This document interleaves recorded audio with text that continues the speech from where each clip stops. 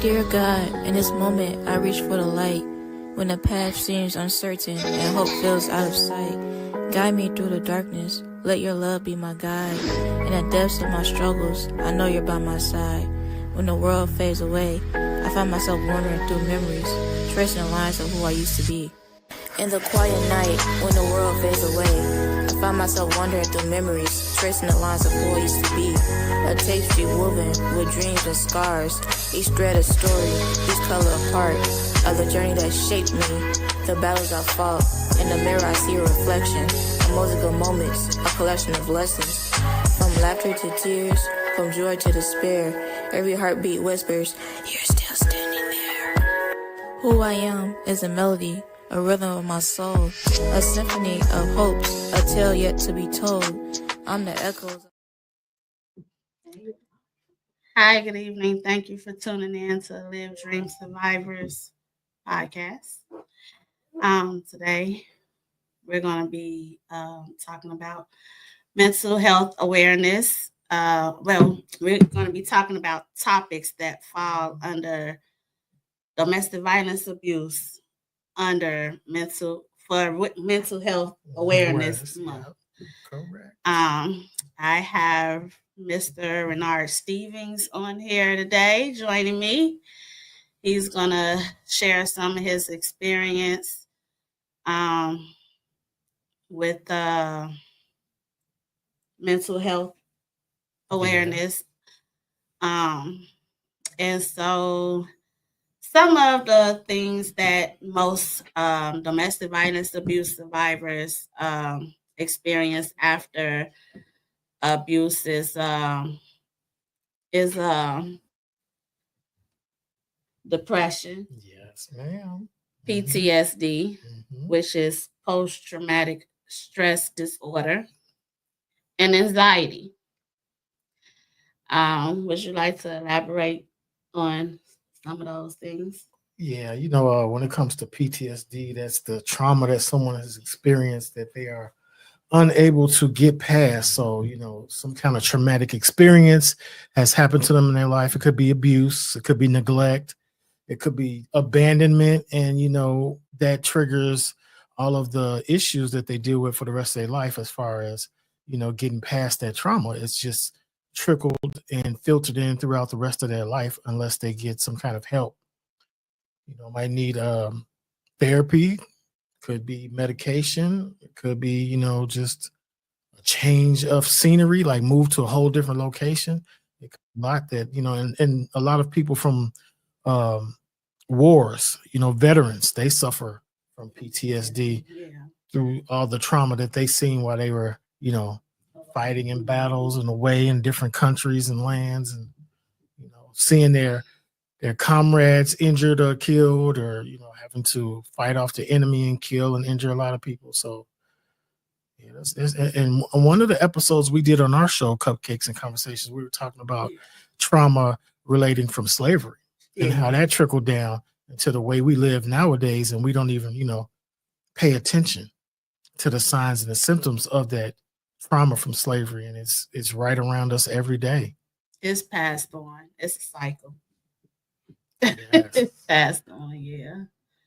I could say for myself, with experience with domestic violence abuse, and going to counseling a couple of years later, I got diagnosed with PTSD and anxiety.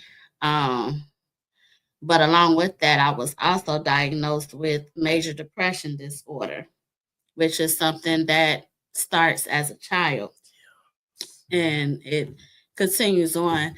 A lot of times we all walk around and we don't know that we're suffering from depression, because depression isn't something that is spoken. It's talked about, though. Not at the family picnics or the barbecues or cookouts, no.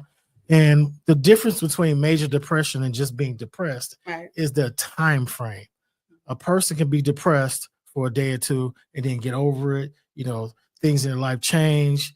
Something happy or exciting happens in their life, so they're not feeling that way. But a person suffering from major depression, that's an extended period of time. We're talking about weeks to months of that same mindset, that same mood, those same feelings, and it never alleviates within that time frame. You just feel like a cloud is over you and you're weighed down and nothing's going right for like months at a time. Mm-hmm. Which I never really paid attention to it like that, Um, even as a kid, I never paid attention to it like As a that. kid, you probably couldn't even verbalize what was happening to you. Yeah, and I mean, like I said, the counselor had told me, "Good evening." What up, Pastor Mabry? The counselor was telling me how it started as a child growing up, and I guess just a lot of things. Um, with I was a baby, I guess, when my parents divorced, and so That is a major trauma. That is. yeah, and then Your whole family just got torn apart as a kid. You got to deal with it. You got to grow up that way. well, my brother, I think he dealt with it more than me because, like I said, I was a baby, so I don't even remember. I just know one day I asked my mom, where was my dad at? Yeah. Because I was so used to hearing the kids talk about their dad. I had a male figure in my house, which is my stepfather because she remarried, but I never called him dad. I always called him by his first name. So that's when I realized as I got older, well, where is my dad? Where is your dad? What happened? He used to be here. Where's he at? Right. What's going on, Ma? Right. And so even as time went on, um, my mom was like an overprotective parent. And so I stopped going outside as a kid. Mm-hmm. And I would stay in the house because I couldn't do what the other kids did. Um, and so it wasn't until I became an adult when a older lady who I look at like a mother figure, she used to tell me that when you are alone all the time, that's not normal. So that's another sign of the depression. Isolation, yeah. And so and you think about it when you're isolated, what is your mind thinking about? Your mind is just racing, everything that's going on in your life, you're just focusing on and just overthinking. Yeah. So, I don't know. I just started tuning into music and movies. So I guess that's why I didn't think it was normal because I was the only child at home. My brother left when I was like 9 years old. So I was the only child at home. So I didn't think that it was something wrong with it, And Dr. Mabry said, what did he say? We talk about it with insensitivity and call them crazy or say something is wrong with them. Person who's dealing with yeah, that's true. I'm just like kind of sharing some of my experience with it and not thinking that it was something wrong. But now, as an adult, you can look back at it and it's like, yeah, that was not normal. That was definitely different. But I'm still like that sometimes. But I guess because of me being by myself, I just got immune to it. You know what I mean? That just became your lifestyle, right? Yeah. Rolling solo dolo. Yeah. And then anxiety part, of course, I didn't start dealing with anxiety until I lived in Maryland, which was like in 2018, 2017. I was sitting on the bed one day and I thought I was having an asthma attack. And I'm like, but I could still breathe. So it's not, so you like, an asthma attack, but it's just like you're hyperventilating. And so that was my first experience with anxiety. And so, I mean, all of those things, the anxiety part, the PTSD, it like for me, PTSD could have came from the abuse. It could have came from car accidents, any type of trauma that happen to you in your life. You know what I mean? Absolutely. And so, you know, how I prevent those things, I tell a person quick, do not sneak up on me. That's You true. know, let me know that you are there. 'Cause you might swing on them, right? You get startled. Yeah. And so, what are some of your experiences? Well, I'm glad you asked. On the way over here, I was thinking about it, and I recall when I was in college, I was dating a woman from Chicago who was in a sorority. Not a woman from Chicago. She sure was. All the way out in Missouri. And we met up and we both was from Chicago. It was crazy. But while I was dating her, Hello. another female said that she was interested. Okay. You know, she was like, I don't want you to be my man. I just, you know, I want to have time. I want to have a fun time.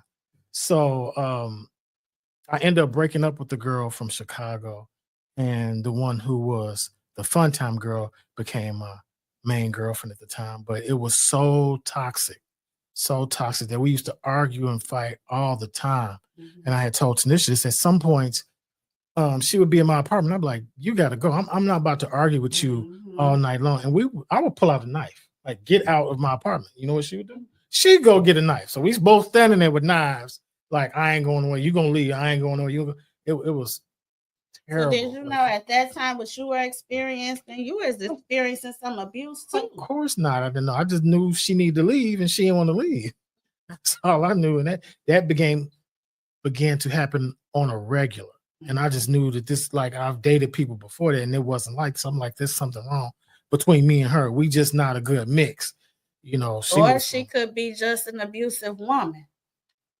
Something that she may have seen. Her mother could have been abusive to her father, which is why she felt like it was okay to do what she did to you. Definitely could have been a possibility, but thank God that relationship ended. Well, thank God y'all didn't do harm to each other with those knives. No, we did not. Well, it happened. We did that multiple times to each other, poured out the knives. But no, the only time I can recall actually being physically violent was, I remember we was in a theater, and I love going to the show. I don't know if you notice, I'm a cinephile. I love movies. And she started an argument before the movie even started. And I got so pissed off, I took my big tub of popcorn and I hit upside the head with it. And then we argued and we left. So we didn't even see the movie. But that was about with the popcorn. I don't know what we was arguing about. I can't remember, but it was a bad argument. Very bad. But that's as far right. That was abusive. That's as far as it went with the physical abuse. We just sat there and cursed each other out, you know, being disrespectful. Y'all was verbally abusing, emotionally abusing. Correct. To each other. Mm-hmm. Mm-hmm. Okay. And so what you say, that was all that you experienced, or? Yeah, as far as that, and the situation with my wife, which we talked about on the show before. Yeah. The one time we got into a physical altercation. Yeah. But and also thinking about it, which is another topic I brought up on the show, my grandparents. Mm-hmm. My whole life I grew up with my grandmother on my dad's side, and my grandfather was never around. But it wasn't until I was a mature adult when I had a sit-down discussion with my dad, and I was just like, why was granddaddy not around? Why was he never, I'm thinking he might have been dead or something, but I end up going to his funeral. So I'm like, why was he never around when I was growing up? And my father was like, well, he used to abuse. He used to abuse your grandmother. He used to get physical and violent with her on a regular basis. So at one point, she just decided enough is enough and, put him out and got a divorce from him. So those are kind of traumas that be happening in a family that people don't discuss. Talk about. They don't discuss it. Like, I would have never known my grandparents were separated because of domestic violence until I asked that question. So if we're not talking about it on a regular basis, hey, First Lady Mabry, we're not talking about it on a regular basis. Yeah, I hadn't looked at the screen. Yeah. So if we're not talking about how we're going to deal with it as a people, if you're not discussing those kind of things Yeah. within your family, then they're going to keep happening and keep happening. Yeah. And the cycle is going to keep going. I was talking to my aunt about that about a week ago.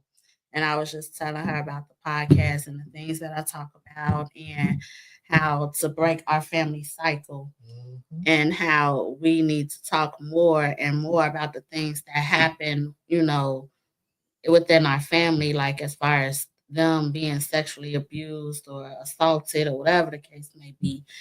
And like I told her, like, instead of saying, well, don't be left alone with this person, explain to me why not to be left alone? Because what if something would have happened and it could have been avoided had you just explained to me, hey, Chester for child molester, stay away from Chester. Right. You know what I mean? And so she was in agreement with me when I was just saying how some things need to be talked about. And I can also go back and my mom's not here anymore, but I could just think about some of the things that she used to do, which to me was something that was continued on from my grandmother, through some of her girls, where, once they've been hurt, they become bitter and they treat that man so bad, instead of just separating themselves or leaving.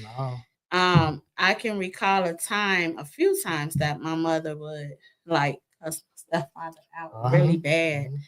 And the one time she did it in front of my daughter. My daughter was like 2 years old. And I then at that point was trying to get my own place anyway, because I was a mother and it's hard raising your kids in the same household with your parent. It is. And so that was just some things that I just didn't want my daughter to see growing up. Because at that point I felt like some of the things that she would say would be too much. It turns into verbal abuse instead of just walking away from the situation. I can also remember my great grandmother on my mother's side. Whenever we were being difficult children, not following the rules, disobedient, whatever it was that would piss her off, she would say, "Go out there and get me a switch off that tree." And I did that one time. Good. That was from she was from the South. Yeah. So I did that one time, and I came back with a switch about that big, and she was like, "Oh, okay, you want to play with me? All right." So she went out and got a switch that big, but I brought that up because that was the tool she used, and I was used to that. I knew if I got in trouble, Grandma was gonna get a switch. But my mother, whenever I would make her angry as a kid, she would hit me with anything, whatever was in reach. We're talking about shoes, extension cords, mop, and they mop wasn't handles. Missed. No, it wasn't missed. But as did a that kid, affect you? Yeah, as a kid, you don't really think about what's happening to you until you're done. You're like, you know what? I think a hand would have been just enough to spank me with than whatever objects you could find near you. So it wasn't until, as you said, how it affected me. I got older when I realized that that's abuse right there. That wasn't just a whooping. That was abuse. When you're getting hit with objects, whatever is immediately in the vicinity that could do some harm or hurt you, that's physical abuse. I could say for me, I started off disciplining my children the old school way, but when I became a child care provider and started taking classes, I started trying different methods of abusing. I mean, not abusing, discipline. But discipline my children. And some was effective and some wasn't. Yeah. A lot of that stuff that in the textbook, it depends on the children. And see, with having children that had disabilities, because my kids were preemies, two of my twins were preemies. So it's like my one son, I just thought was bad till I had to really just realize that he just really didn't understand. Correct. That's why he would look at you and laugh, because he didn't understand. You know what I mean? So I start going different routes and teaching him different ways. And it worked somewhat. I mean, like for some kids, grounding works. You can't go outside because they love to go outside and play, have fun with their friends, playing tag, athletic, situation like where you can go play basketball. But if a kid likes to be at home and you ground them, that's doing nothing to them. This is it, right? This is where they want to be. Now you take away that video game system. Now that's a different form of discipline. You can't use your phone, no cell phone, no regular phone, no house phone. That might drive some kids like, be overwhelming for them because they used to being on the phone all day. So it's got to be tailor made for. It got to be like a case by case situation when it comes to disciplining your kids. But there are so many different punishments out there that you can use that's not physical. You can make a kid stand there and hold some books or make a kid write a poem. I've been seeing this new trend on TikTok or whatever social media where you make the kid dance to the video that's in the background. Oh no, like one of my kids, because he has a disability, he doesn't understand. I make him go look up, Google what it is that he got in trouble for, and I make him write a paper. There you go. Then I make him look up a scripture in the Bible pertaining to what he is in trouble for. Like, say if he was lying, go look up me a scripture that's talking about lying and what God, how does God feel about lying? Yeah. And then I want you to write me a paper about it. That's really to help him, Bible and reading. and then he can retain the knowledge. Exactly. Because he had to go search it, find it, write the paper, present it. You got to be creative and think outside the box sometimes. Yeah. But and because I was even as an adult, because my mom yelled at me so much as a kid, I don't like for people to yell at me. I figure we could communicate. If you talk to me, we can communicate. You don't. Good evening. You don't have to yell at me to get your point across. Mm-hmm. So that does something to me when someone yells at me. It's a trigger. Yeah, that could be a little anxiety, PTSD right there, because that does something to me when you yell at me. So do you have any other experience with mental illness? Oh, yeah. So and this is just recent. My mother let out a bombshell to my wife that her mother spent a lot of time in an institute for people with mental illnesses. And she even told my wife that, I took Renard there all the time to visit his grandmother. Like I'm supposed to remember as a kid that my grandma was locked up, in a padded room somewhere. No, I did not know that. So, little by little, a lot of things have been revealed in our family. Like I was explaining, if I had not asked about my grandparents and that whole domestic violence situation, how would I have not known that I could have been repeating the same thing? My grandmother was by herself. She was single, divorced. My parents divorced when I was like, I think younger than 10. Both of them got remarried and divorced again. So those are cycles and patterns that you're seeing, but you're not understanding where they stemming from. They come from. So, but that goes back to what I said a few shows back. I said that, domestic violence is a family curse. Correct.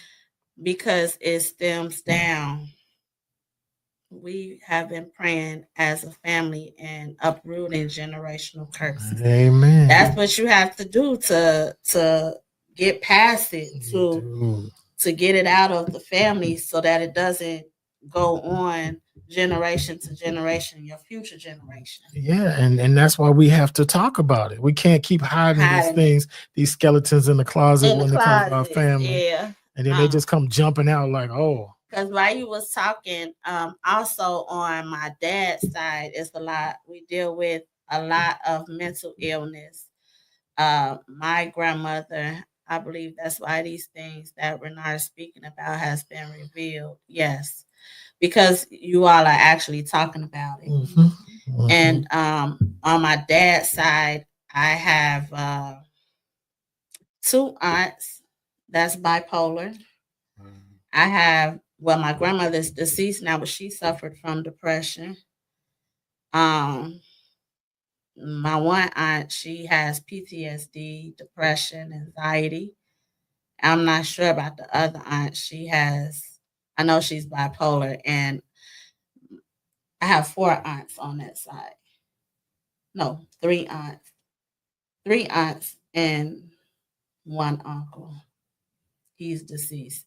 So I'm not sure if he suffered from any mental illness or not, but the aunties, two of them is bipolar. One of my twins is bipolar. Wow. But that may have come from his father's side because Okay. his father is bipolar.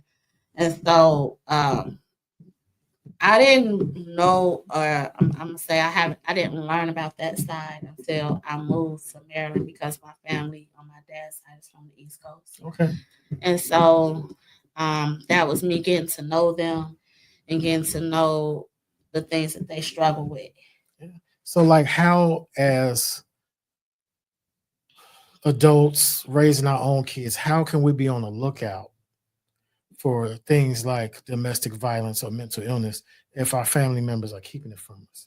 You know, we wouldn't know what to pay attention to if no one ever talked about it. So that's why the communication is so key. Yes, And, you know, especially the types, like you say, if you have a history of bipolar on a certain side of your family, then we need to be talking about that.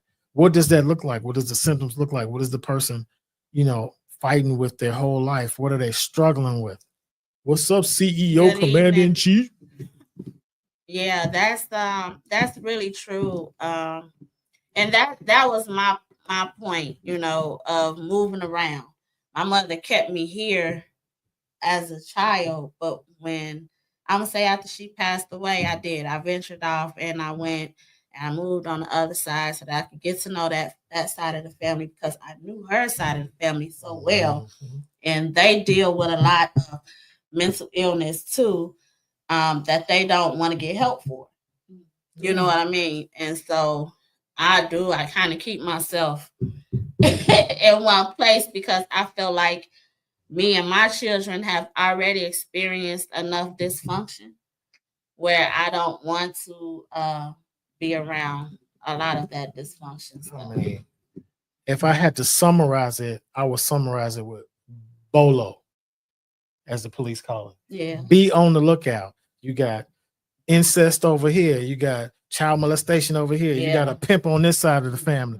You know, we need to talk about that so we can be on the lookout for these red flags and, you know, how to address it and keep it away, or who needs the help, the therapy, the pills, whatever it is that they need to help them, you know, get past that.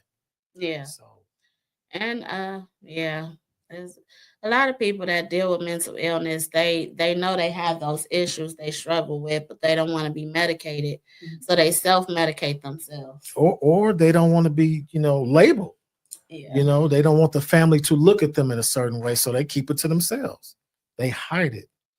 Tanisha said, "What type of domestic violence did you see growing up, Bernard?" In 1 minute? That's what you mean? Yeah, 2 minutes. 2 minutes. Oh, okay. When it came to my parents, I really never observed them getting physical, but they did argue all the time. Verbal arguments were regular. Somebody was always storming out. Somebody was always kicking somebody out. But yeah, I saw the verbal arguments regularly. Mm-hmm. When it came to my father and his second wife, I got to see domestic violence firsthand. I think I mentioned this on our show once when my stepmother caught her own son.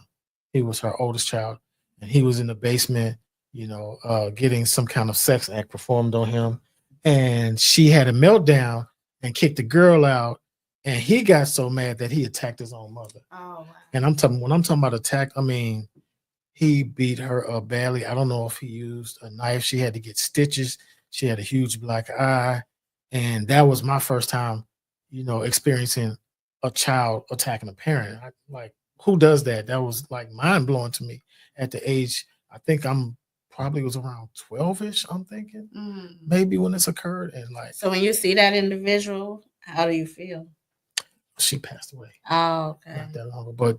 But after what that, about the guy that he passed away like a few years after he attacked his mother. Taken out. That goes back to the Bible. Yeah. He went against his mom. She had 3 kids. The oldest son was Kevin, the middle child was Kelly, and my younger sister, Keisha. Kevin was murdered a few years after he attacked his mother. My stepsister Kelly was murdered by her boyfriend after she had a baby by him. Wow. So it's just Keisha left out of that batch. So yeah, this and these were your siblings. That well, like Kevin had a whole different mother and father. Kelly had a whole different mother and father. Keisha shares my dad, so it's my dad and her mother. So like half sister. But yeah, these are my siblings. We didn't grow up under the same roof, but yeah. So you're talking about domestic violence, you're talking about Chicago gun violence, all of this stuff, just sexual. All the stuff sprinkling up. But the day that he did attack his mother, I came over later that day when she was in the hospital, and I could still see the blood on the floor in the kitchen from where the fight took place. But when she finally did make it home, I was swollen and black, like swollen closed, and she had stitches all over her body. That was very scary to see, as a kid. Okay, well, thanks for tuning in to my show today. If there's anyone experiencing any form of abuse, I have a nonprofit which is also called Live Dream Survivors Incorporated, and we put the other card back up. And abuse comes from so many different aspects, It does. As Tasha was told us before, it's verbal, physical, financial. There's so many different ways a person can abuse somebody else. Yeah. My nonprofit Live Dream Survivors Incorporated is dedicated to creating a safe space for abused women and children recovering from the effects of domestic violence abuse. And we offer support with child placement, housing, and counseling to help rebuild their lives. And you can contact us at 630-286-9514. And good evening. And what's up, Ramon?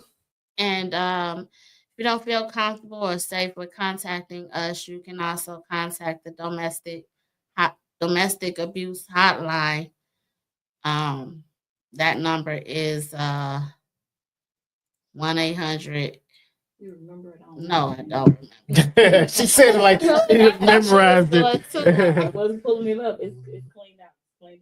Let me go to it real quick.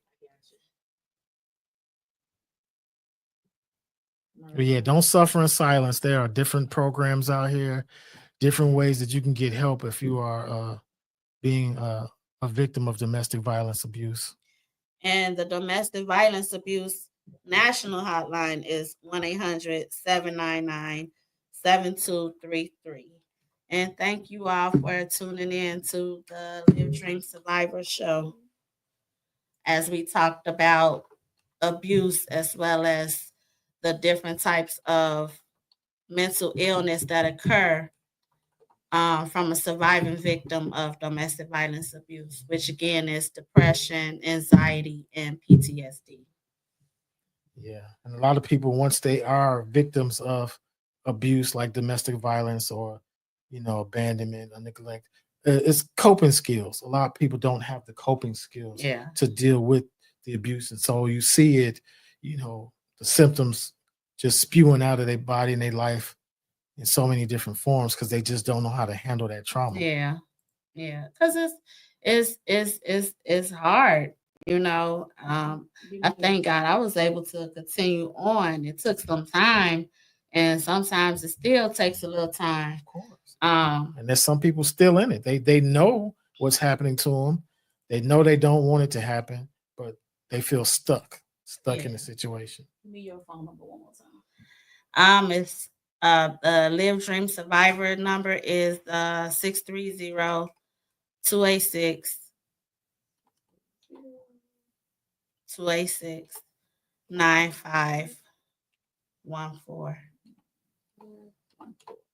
You missing the parenthesis? I don't see it.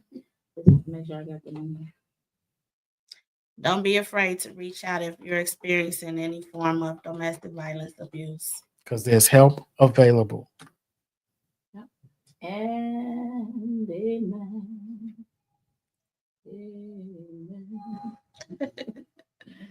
And we are out. Come back next week. Tune in. Go to your Apple or Google Play Store and download the WVTC Gospel Radio app today. You can also say, Alexa, play WVTC Radio Skills. Would you like to play WVTC Radio Network? Absolutely. Download it today. Views made on the preceding program are not those of WVTC Radio, iNetworks Communications, or their financial supporters. Winning victory through Christ, WVTC Allsip Chicago, and iNetworks Communications Station.